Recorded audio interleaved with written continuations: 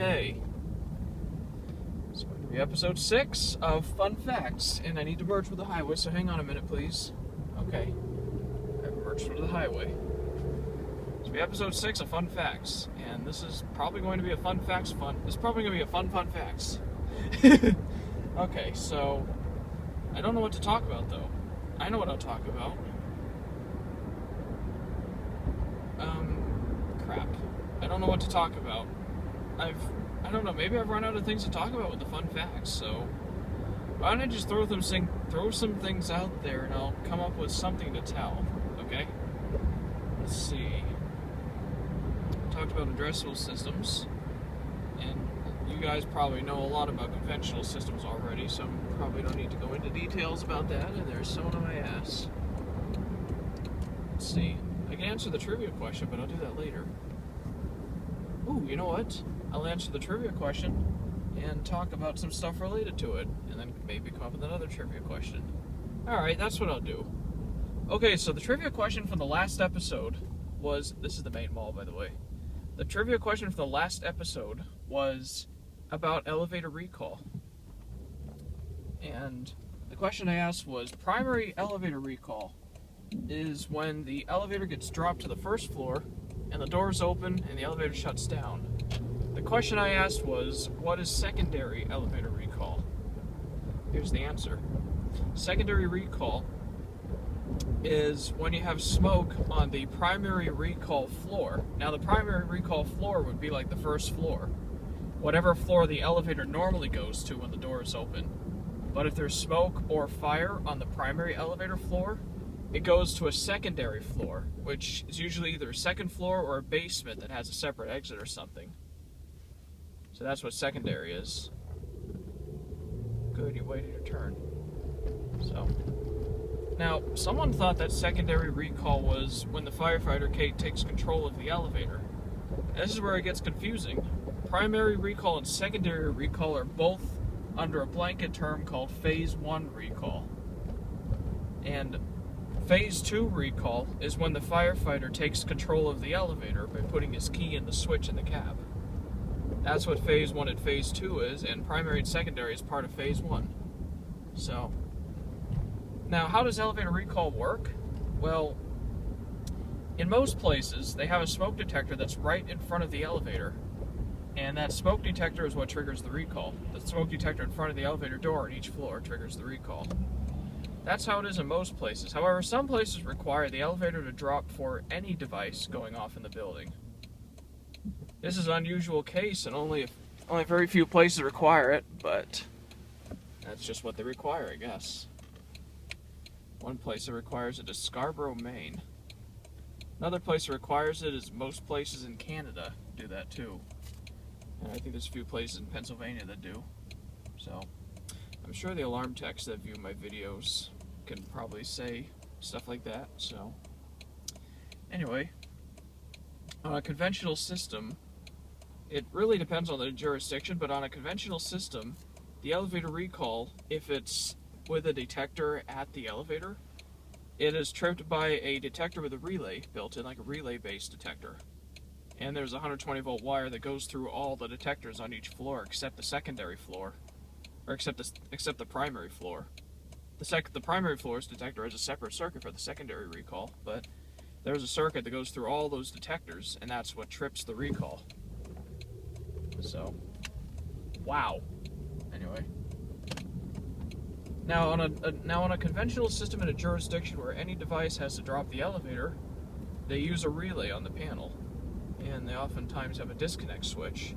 But the problem with having a disconnect switch is if you have to have a disconnect switch, it has to be supervised. You can't have an unsupervised disconnect switch, or else if someone disconnects it and forgets about it, no one will know. On older panels, you'd have to wire it to a zone that's set up as a trouble-only zone. But on the newer conventional systems, you can have programmable relays where you can make it do that function if you needed it to. So, yeah. Now, on addressable systems, you got modules. Remember the previous video I talked about control, relay, monitor, those kinds of modules? Well, That's what I mean, like control modules, relay modules, monitor modules. Well, they'd use a relay module to trip the primary and the secondary recall. These relays would usually go in the elevator machine room right by the elevator. Right by the elevator controller, I mean. So, then you program the panel with its cross-zoning functions, or not cross-zoning, you program the panel with the custom control functions so that, like let's say you got a 5-story building. You'd program it so the basement, 2nd, 3rd, 4th, and 5th floors would trip the primary recall, and the 1st floor would trip the secondary recall relay. So, yeah. Now there's one more relay that most people probably don't know about. There's one more level of elevator recall that is like worst case scenario. It's called shunt trip. Now what shunt trip does is if you have a fire in the elevator shaft that trips a heat detector inside the shaft or in the pit or in the machine room, it shunt trips a circuit breaker. Now what I mean by shunt trip, there's a little coil inside the circuit breaker, and when that coil is energized, it causes the breaker to trip. And the main circuit breaker for the elevator gets shunt tripped. The main relay for the elevator gets shunt tripped if there's a fire in the elevator, in the shaft, or anywhere else. Hopefully by the time the shunt trip activates, the primary recall is already activated, anybody in the elevator is no longer in it. But the reason for shutting off the shunt trip is it shuts down the elevator to prevent any kind of electrical fire or anything. So, it's a secondary safety measure. And it's only tripped by heat detectors, so I've never seen a smoke detector that does shunt trip before. Conventional systems, the heat detectors have dual terminals, and they have the special circuit that runs through each detector.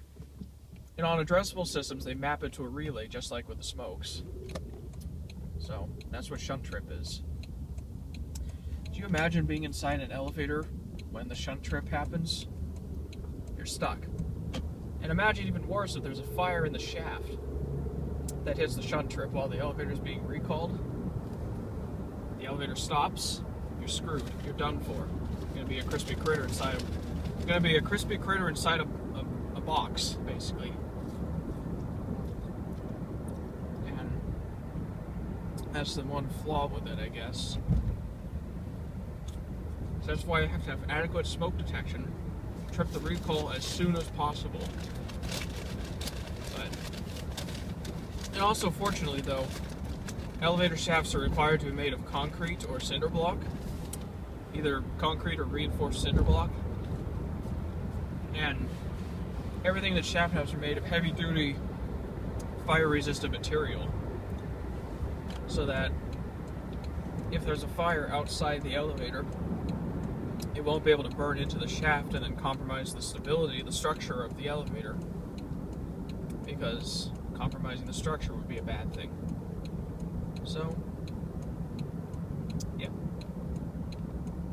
So I think that's about all for how elevators interface with fire panels. So, this was a fairly short fun facts video, I guess. Now, how about the question of the day? Let me see if I can think of a question of the day.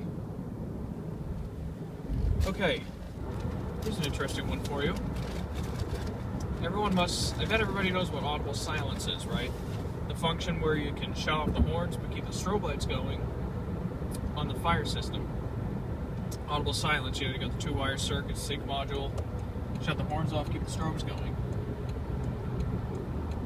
NFPA 72 first created the audible silence code, and it wasn't changed until NFPA 72, the 2013 edition.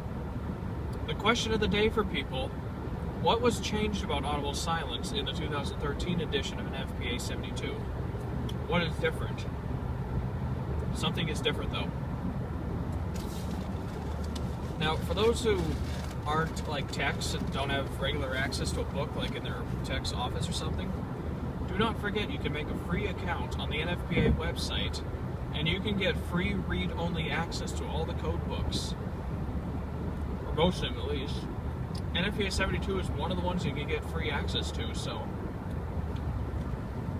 what I say is, if you really want to find the answer yourself, go on NFPA 72's website, or go on NFPA's website, look up 72, look inside it, you look around chapter 18, which is the notification chapter. I think it's 18, might be 19.